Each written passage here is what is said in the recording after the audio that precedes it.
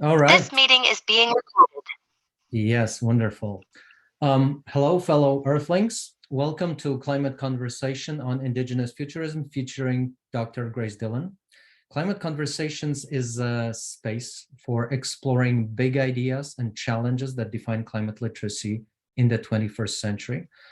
These are chats with some of the leading voices at the intersection of literature, climate activism, pedagogy, and transformative lived action. The goal is to share insights, to invite you to consider how to apply them in your life as you stand up for your mother planet. Climate Conversations are a feature of Climate Lit, an online resource hub for building universal climate literacy with children's literature and media. And Climate Lit, in turn, is a flagship project of the Center for Climate Literacy at the University of Minnesota's College of Education and Human Development.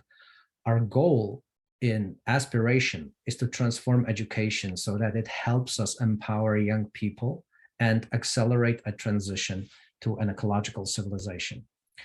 My name is Marek Ozievich, and I will have the pleasure to host today's discussion. Behind the screen and monitoring the chat is Dr. Nick Cleese, who's a Director of Community Engagement at the Center and also one of the editors at Climate Lit.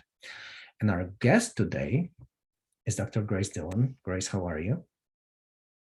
Okay, thank you, Miigwech. Chimigwach. Grace is Anin. Grace is an Anishinaabe author of speculative fiction, literary critic, and professor in the Indigenous Nations Studies program in the School of Gender, Race, and Nations at Portland State University. Grace teaches undergraduate and graduate courses on a range of topics from Native American and Indigenous studies to science fiction, Indigenous cinema, popular culture, race, and social justice. And some of the works that many of you will be familiar with include Walking the Clouds, an anthology of Indigenous science fiction, and Hive of Dreams, contemporary science fiction from the Pacific Northwest. Grace is also working on a couple of other projects today that she will probably mention today. But I just wanted to say that Grace is perhaps most notorious in certain rebel circles for coining the term Indigenous Futurism, which is a movement consisting of art, literature, and other forms of media that express Indigenous perspectives of the past, present, and future in the context of science fiction and other artistic speculative fiction genres and creativity. Welcome, Grace. Thank you so much. So we will start with Grace sharing a little bit of about her work. And then at the end of the session, we will move into questions, discussion, and more open space for interaction. Grace, the floor is yours. Okay, all right. Anin, or Ani, since there are so many of us here. One meaning of that, instead of simply hello, is I see the light in you. And it's in my growing up with my own language and Hebrew and Finnish and Russian and a few other languages besides English, it made sense to go ahead and actually um, uh, take a look at Indigenous Futurisms. And I say it with an S now because of the United Nations Declaration of the Rights of Indigenous Peoples, with an S on the end, being fought over for over 30 years before that was made viable, because the S implied genuine tribal sovereignty, no matter where you were mapped or no matter where your land was stretched into other spaces. And what's been becoming really exciting in Indigenous Futurisms, which I did as an homage to Alondra Nelson's special edition, first special edited edition on Afrofuturisms by Black Americans and other African diasporic scholars. And that was in the Social Text Journal in 2002. And in reading and engaging with that kind of thinking, I was realizing that while we have sometimes very different histories, we also have very entangled histories. And so, one of the emphases that I'm finding more and more in Indigenous Futurism's writers as a whole, or filmmakers, or music, etc., is a real interest in expressing Indigenous sciences uh, uh, combined with many other forms of sciences that help in our global weirding that we are now experiencing. Um, as I told Nick and Merrick already in an email, we just ourselves went through a preemptive power outage by Portland General Electric, who handles the whole our whole area in the state of Oregon. And they preemptively shut off power because of all the wildfires that were surrounding many of us, including our family. And just the 96 degrees, which would be very unusual weather in September and in the Pacific Northwest here. Um, there were so many fires and so much smoke that it blanketed in, and it wasn't exactly 96 degrees. And so I love the term global weirding because a lot of the forms of climactic changes and mutations and transformations that are going on, and new terms that we're actually even having to create for intersecting weather patterns, is something that can be wonderfully told in Indigenous Futurism stories.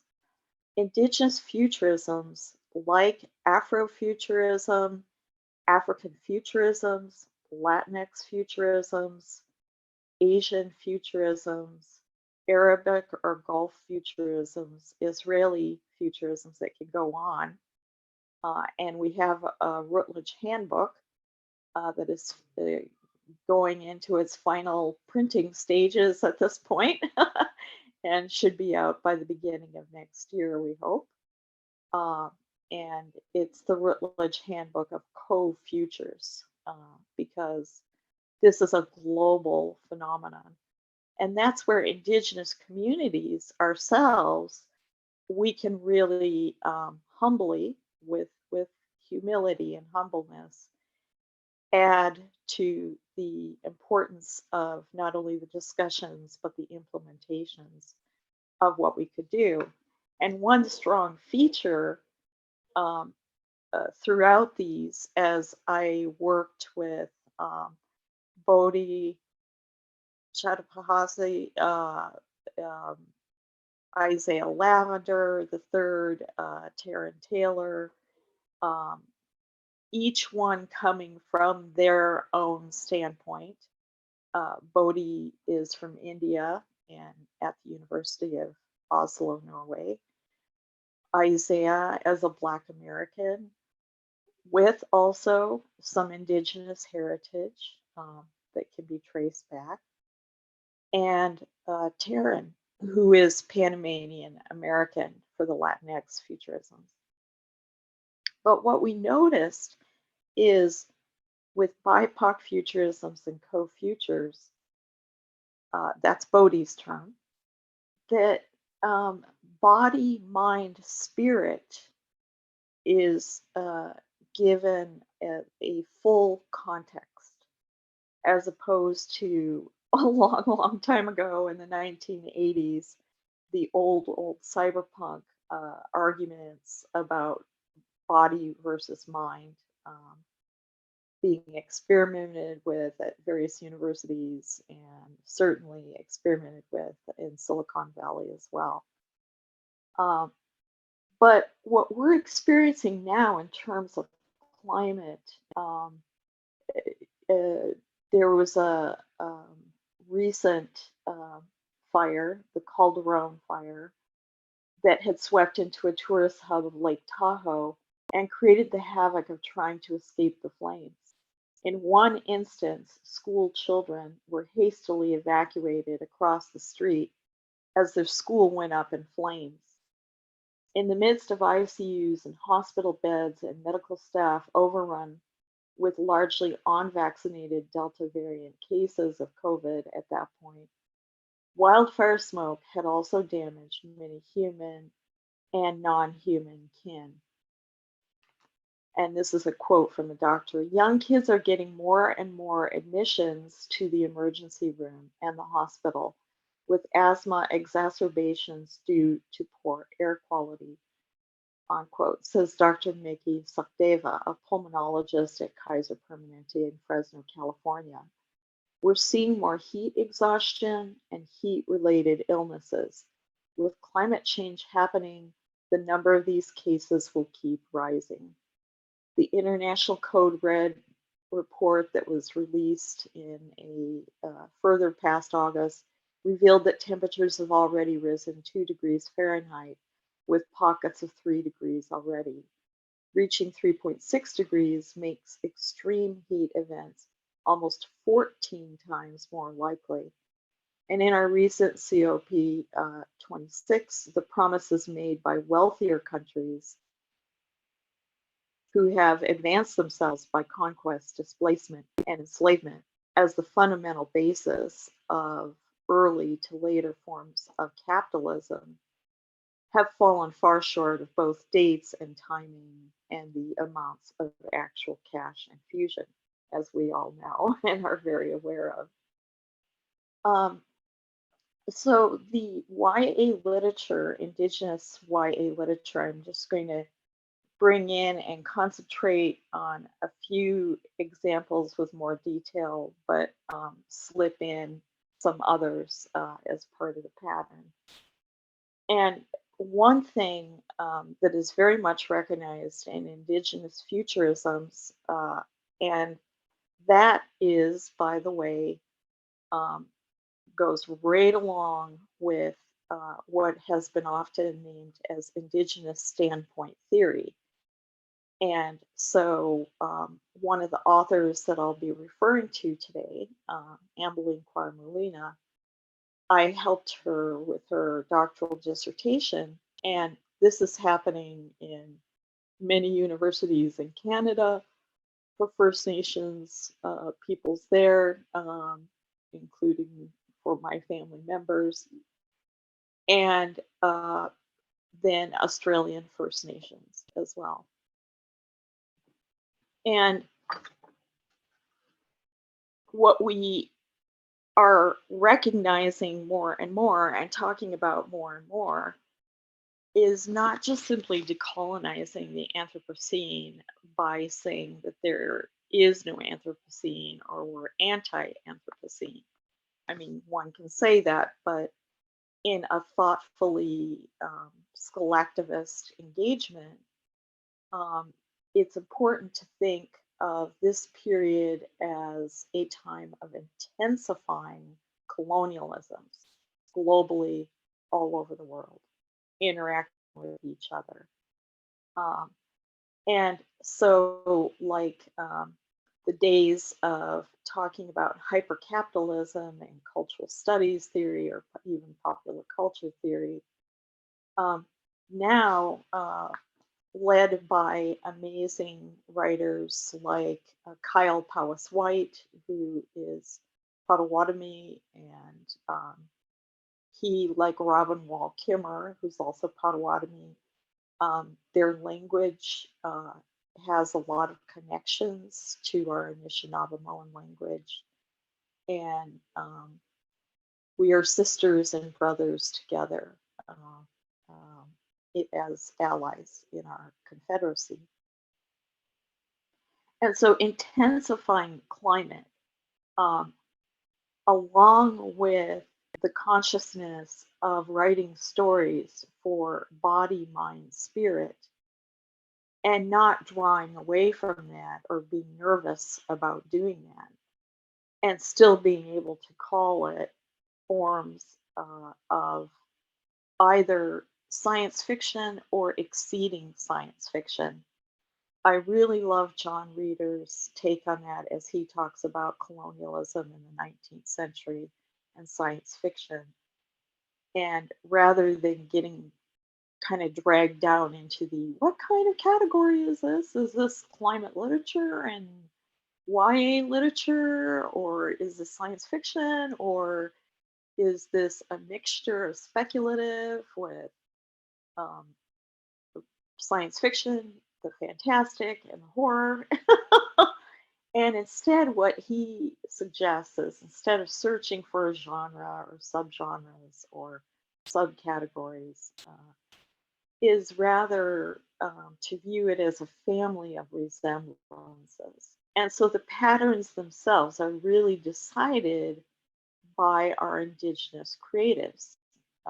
And then the conversations, and now a lot of them, and so I return to Indigenous standpoint theory, are getting masters and doctorates where they write their own novels or books or music videos or poetry or 3D immersion systems, all with Indigenous futures in mind. Graphic novels are a big thing now, video games are really huge, um, TV um, series,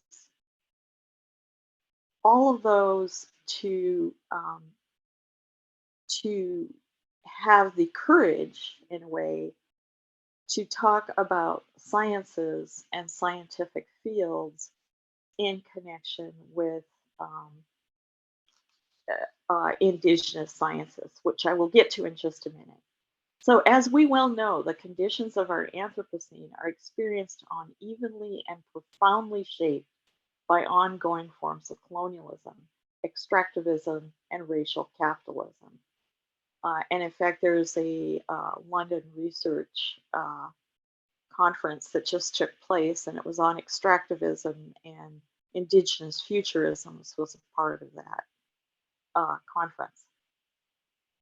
Anti racism, anti colonialism, and anti capitalism are explored in depth by historian Ibram X. Kendi and philosopher Alexis Shotwell in Perspectives and Controversies in Anti-Racist and Anti-Colonial Anthropocene for Compromised Times.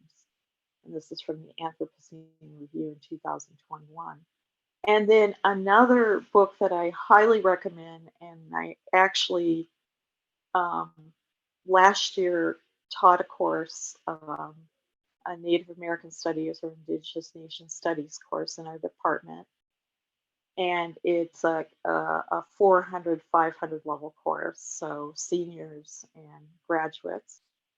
And it was on Indigenous perspectives of climate justice and environmental justice. And with Indigenous standpoint theory, you start from your positionality, you start with yourself. Just as Tyson does in his Sand Talk book. He's bringing in his own experiences along with elders' teachings and wisdoms that he has been gifted with along the way. And so I highly recommend, it's a very short book, but very, very powerful. And it was actually done by a number of young Indigenous activists, quite a few. And in fact, in my own class, there were a number of them that knew some of the writers because they're working on this all together and going to the United Nations and traveling globally, and a very strong part of this movement. And so it is. They call themselves simply Red Nation because there's so many names connected.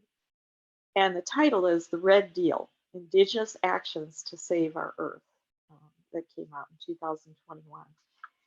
And both of these, the article and the book, suggest the intensity and scale of climate crises require equally powerful and sustained responses by activists, collectivists, and communities working side by side with scientists, artists, and creatives, for there is no neutrality or safe space, as there is also not for racism.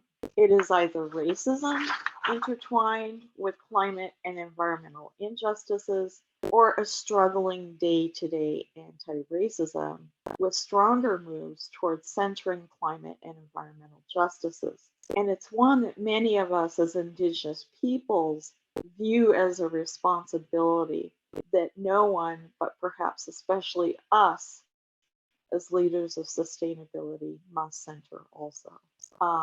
We already have territories that are 22% of the world, with 80% of our global diversity of human nations, animal nations, plant nations, water nations, and so on, in that 22% of the world.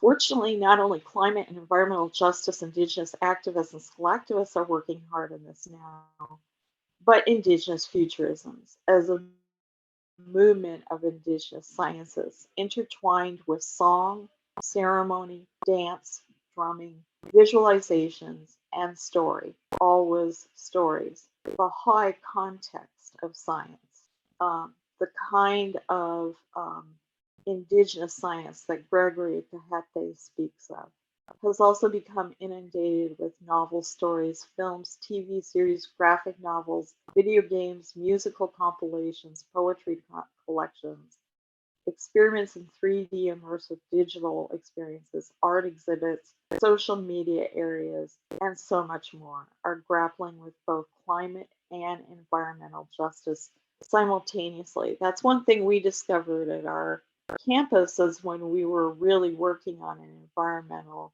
justice minor and then later major.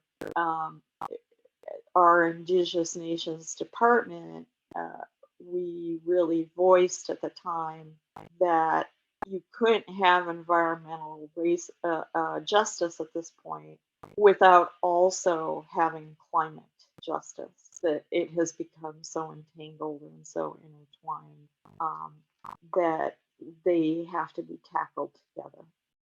Gaki na wiwe, we are all related. And now I'm going to skip a little bit to some of the actual YA adult Indigenous Futurism stories and give you a couple of examples of that.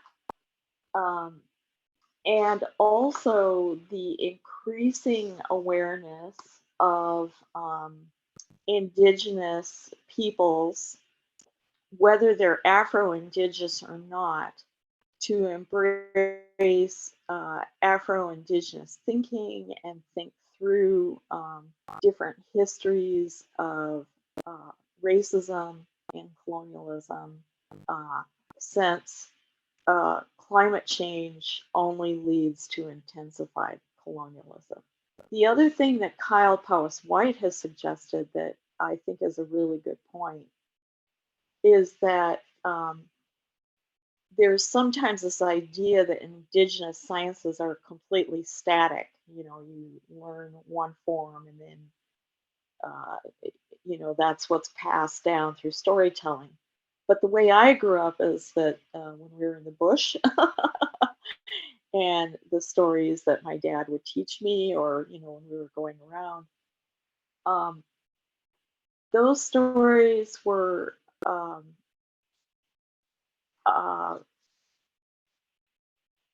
very much a part of the way that we learned sciences and scientific thinking, and we did not think of it as a diminishment in any way, because we realized how much you have to adapt and transform. And in fact, in our word in Anishinaabe for tradition really speaks to a movement and a flow that's very highly dynamic and ever moving. And that's the conditions of the way that we would live to handle our winters and our summers and the extremes of the different seasons. Um, so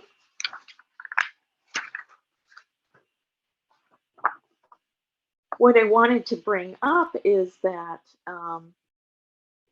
indigenous acts of climate justice, like indigenous forms of environmental justice, are suggesting today, uh, in the 2020s or so, a highly close alliance with indigenous standpoint theory. That was first initiated in discussions by Martin Nakata in Australia with First Nations peoples, and then highlighted by Eileen Moreton Robinson, also Australian First Nations, in her excellent Critical Tribal Race Theory monograph. And I love now really emphasizing that we do have critical tribal race theories, um, that um, are also something to consider when we think about critical race theories and the legal aspects behind that. And then this was expanded upon by Australian First Nations of the Palyoko people of the Pilbara region of Western Australia, now both lawyer and professor, Ambeline Kwai Molina. And she creates YA literature. And I had the good fortune to be contacted by her as she was working on her doctoral dissertation. And this is happening in Canada and a lot of other places, but it's where you are able to uh, be a creative and do your novel or short series of short stories or whatever it is. And then you are able to critique it from your indigenous standpoint. And that's what she did for her doctoral dissertation. Is she took the final novel that she was working on, The Foretelling of Georgie Spider, and actually made that a part of her doctoral dissertation. And her tribe series are absolutely blow away amazing. They're YA novels. The first one is called The Interrogation of a Shawla Wolf. The second, The Disappearance of Ember Crow. And then The Foretelling of Georgie Spider. And in having a chance to meet her, I was later invited out to Macquarie University and I was able to have wonderful conversations with her. And I knew because she had even sent me very graciously uh, younger books. So she didn't just do YA, young adult books. She also, for her little ones as they were growing up, she has an illustrated book called Crow and the Waterhole. And that very much brings in climate always. And then another book that she wrote with her husband is The Things She's Seeing. And that's a ghost story, which for us is all a part of speculative fiction, indigenous speculative fiction or futurisms. And then her tribal series. And I'm just going to mention a few things. There's so much to talk about. And honestly, you guys, this is so much better than the Hunger Games series. When I first read it, I was just blown away by it. And she was writing this before Hunger Games series came out. Um, but the character Ashala, the wolf, one thing that starts standing out as a pattern uh, is that for indigenous peoples to become animal, uh, or to be uh, animal kin is actually less painful of a life than suffering it as a human being. And the reason why I bring this up is that my daughter, they just put out a new collection, Elizabeth LaPense, and others put out a new collection called Howl, an anthology of, and it's basically indigenous werewolves and Rougarou stories. And everyone in it is indigenous, the illustrators, the writers, the colorists, everyone in it involved. It's native operated, native owned.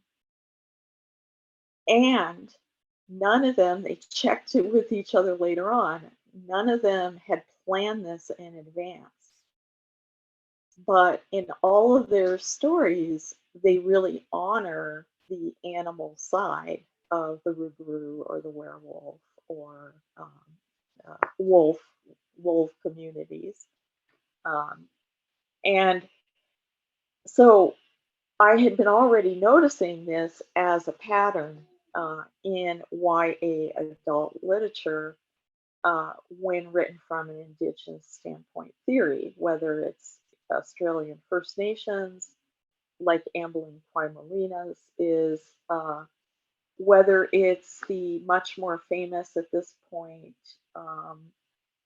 Sherry Dimoline's series, The Marrow Thieves, and then Hunting by Stars, that also works with climate.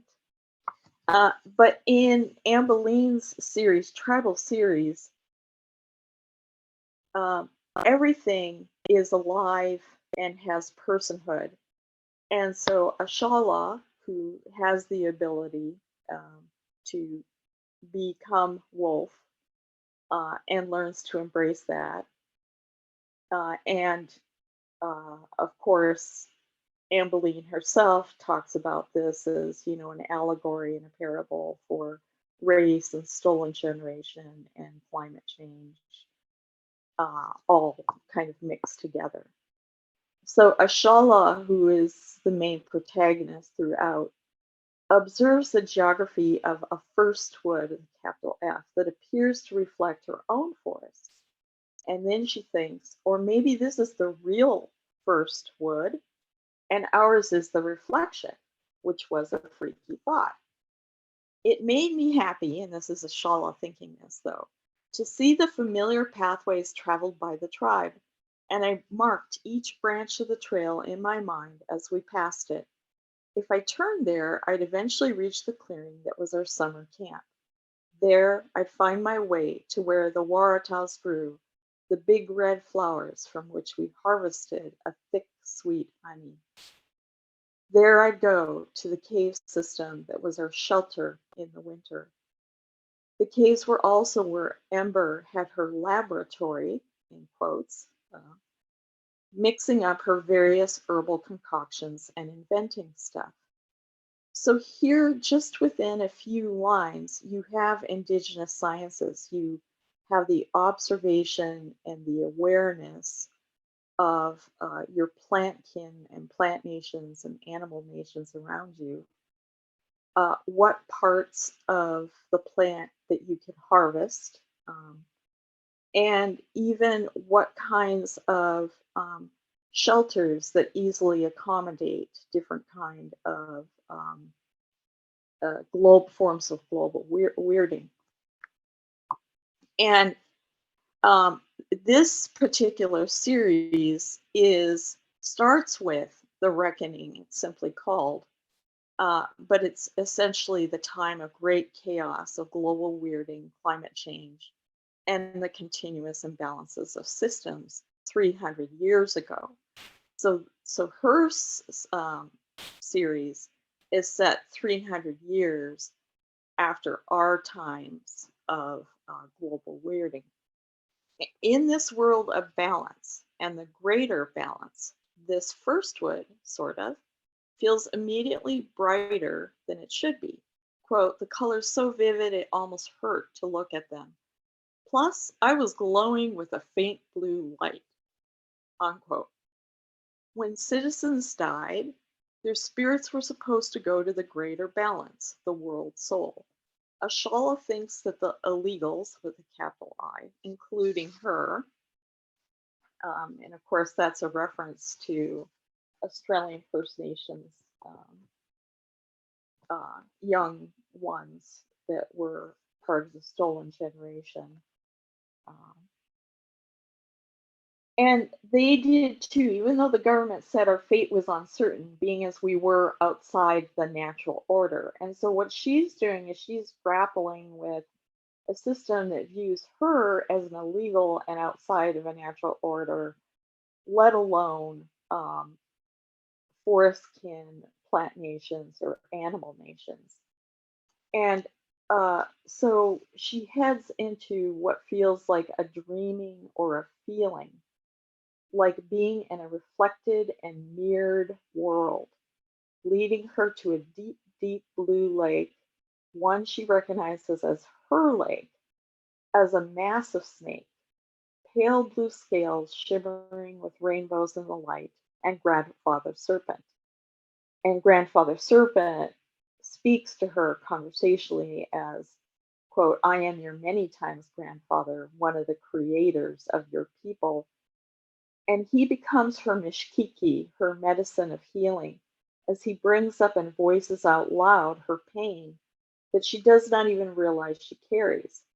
The conversation between them decolonizes, cleanses, and heals her mind, and also gives her hope of endurance and persistence, in spite of being hunted for and incarcerated as a dangerous illegal surrounded by enforcers.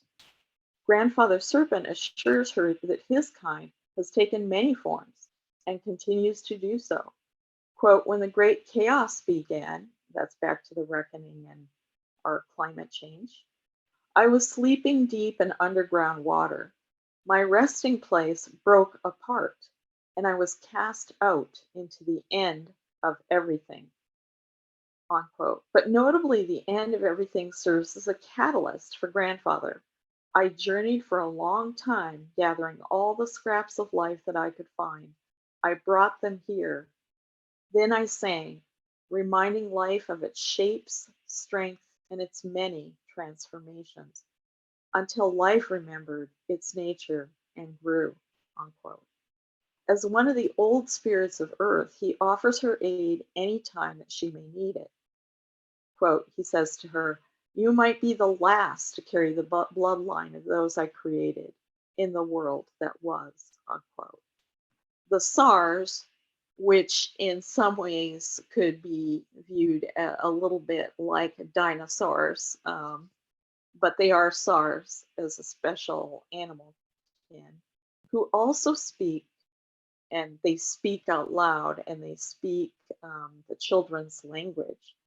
To Ashala's surprise, share some wisdoms of their own songs. Quote, our songs say humans fear difference, and when they are afraid, they will find a way to destroy their fear, unless they do not know it is there, unquote. Memories of animal peoples like the SARS and even the memories of Firstwood itself come alive through conversation with each other. The first place that trees grew after the reckoning, Firstwood, also grew from seeds that survived the great chaos. Quote, they carry within themselves, wanders too far, as Sar elaborates, quote, the memories of their ancestors, the lost forests of the old world. They do not forget what humans have done. And so, what I've noticed in a lot of Indigenous YA, and I can send a list, but just referencing like Aaron Paquette's Light Finder, Anishinaabe Carter Meelan's Stories for a Lost Child. Uh, there's just so many to name here. And also as graphic novels, where the language, if you go out into outer space, the language is entirely in that tribal nation's language throughout, and it's identified as vocabulary words that you can then look up in a glossary at the back. And so our languages and preserving them helps us um, rethink, reshape, and be ever dynamic about what our kinship relations should be. Um, and so interspecies communication, animal nations, and animal persons are energetically capable of creating kinship relations with human peoples. That is a trend in Indigenous Futurisms. Billy Ray Belcourt, uh, who is also Two Spirit and LGBTQAI, in an article, Animal Bodies, Colonial Subjects, Relocating Animality in Decolonial Thought, in Society's number 1, 2015, 1 through 11, spends some time on, since he's Cree himself, on Cree communities and animal persons, such as ravens, as either creators themselves with a capital C, or often become the person who the creator acts through.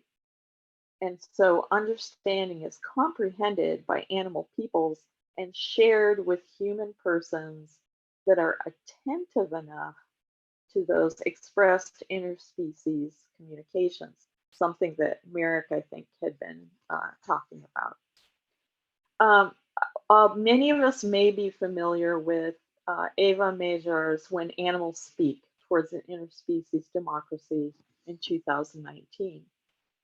The chickadee language, that's my favorite bird, much like our Anishinaabe language, where playing with extending herbs can become very quickly inventive and fun. The chickadee language consists of a variety of different sounds that can be combined creatively.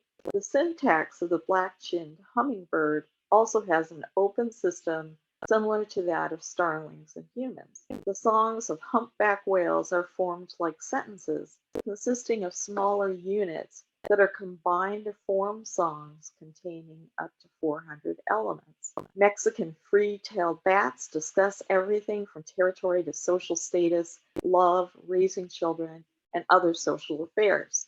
Their sounds are even beyond the range of human vocalization, can now be caught with advanced technologies. Researchers from the Elephant Listening Program, for instance, used recordings to capture not only their communication of information, but also their emotions and intentions. This is not merely animal nations' vocalizations in language, but also other bodily gestures. Lizards have 4 ways to express themselves by their posture, the number of legs they have on the ground, nodding their head, and displaying or inflating their chin.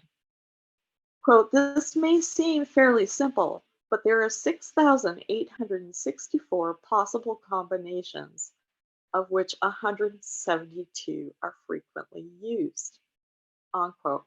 And Claire G. Coleman's Terra Nullius, which is not necessarily a YA novel, but it is speaking about children, and it's definitely a book that I share for Indigenous YA and other young adults.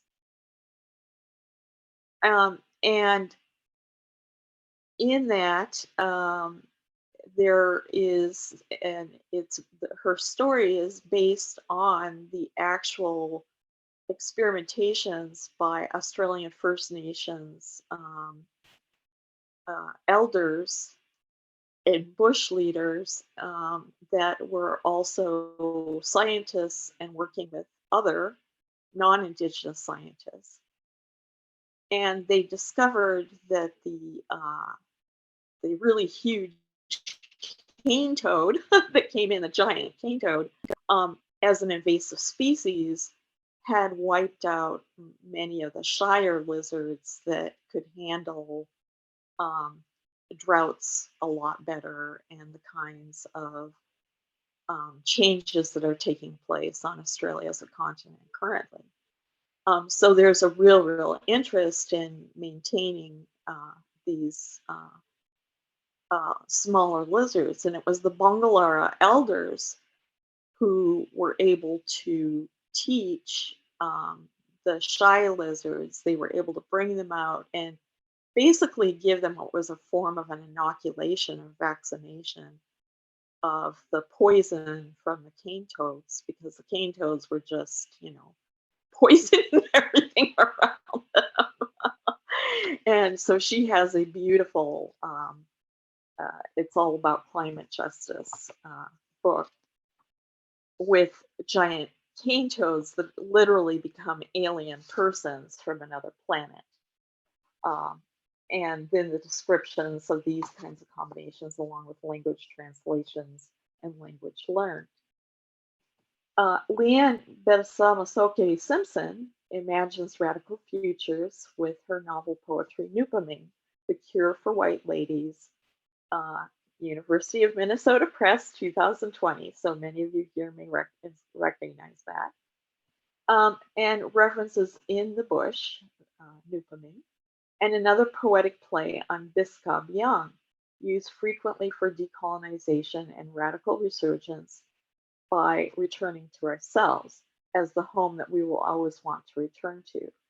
But when I was young, this expression was more often used to mean returning to the woods or in the bush, as if that was just automatically your home and you didn't have to say that. Nature for us, we were trying to figure out a term that's closest to nature in our language, and some of us came up with Anibi, which means outside.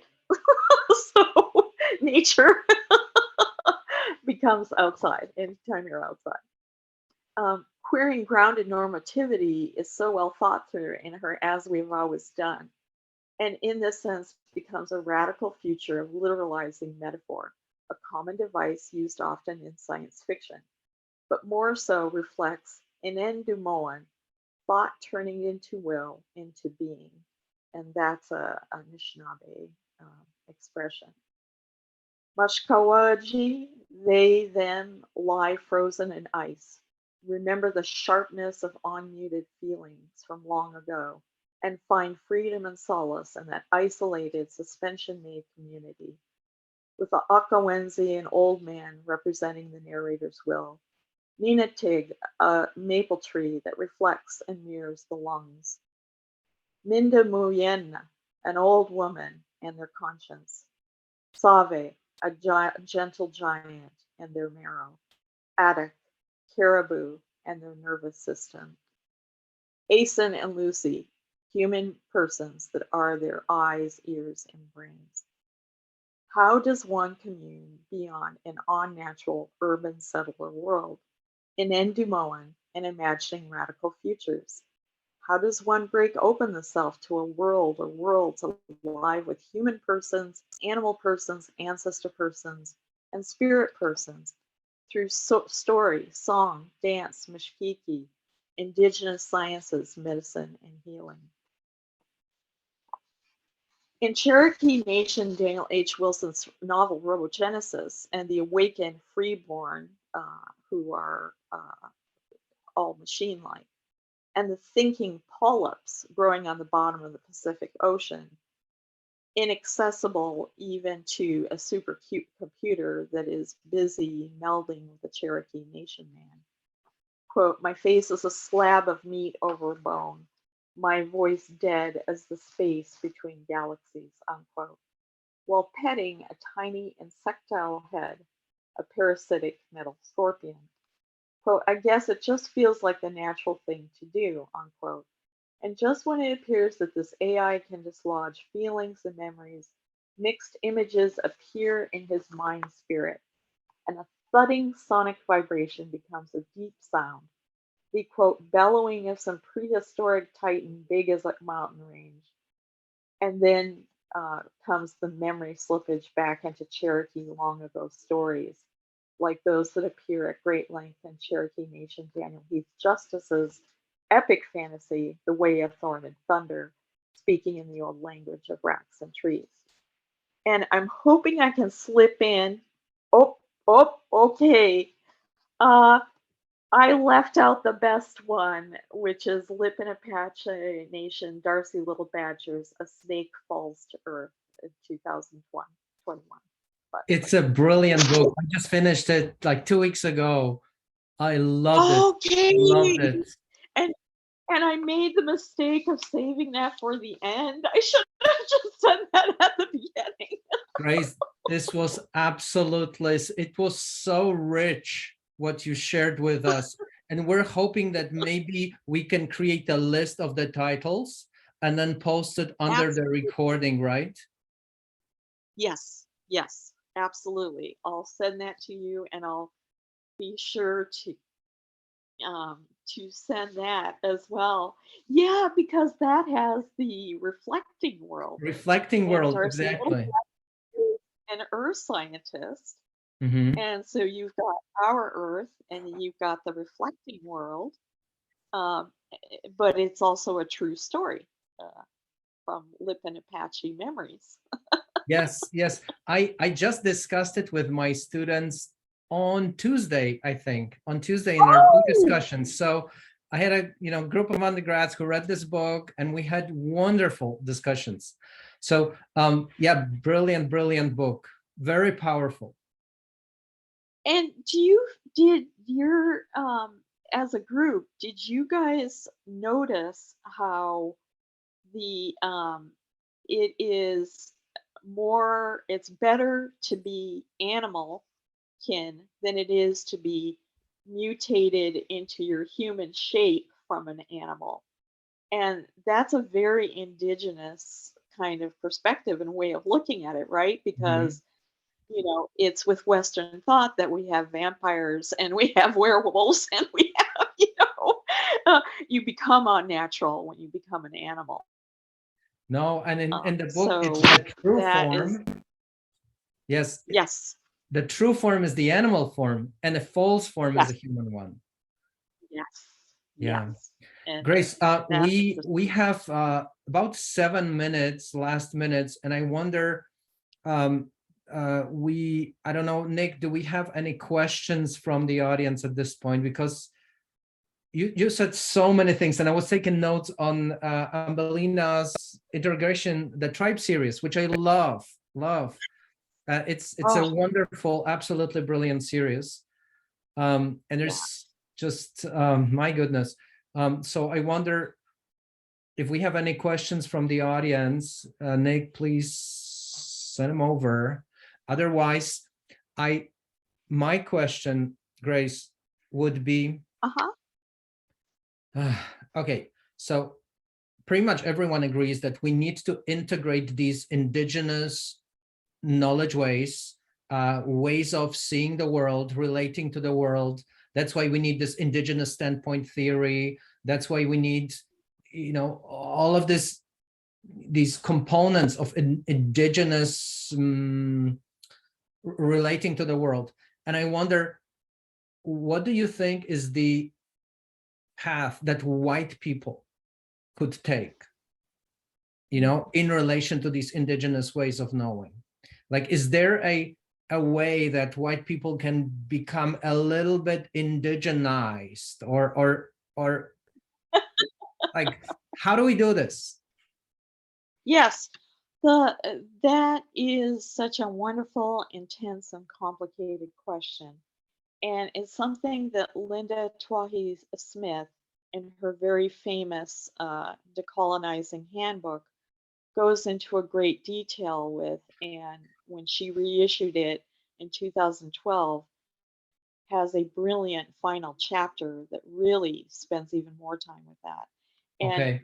I suspect, Eric, that you know this already, but that you are an ally. So the fact that Mm-hmm. you are teaching Darcy Little Badgers and a Lipan Apache perspective um, with your students, to me, that immediately becomes a quiet kind of allyship and shows the true spirit of allyship, which is the generosity to listen, um, to those stories and those standpoints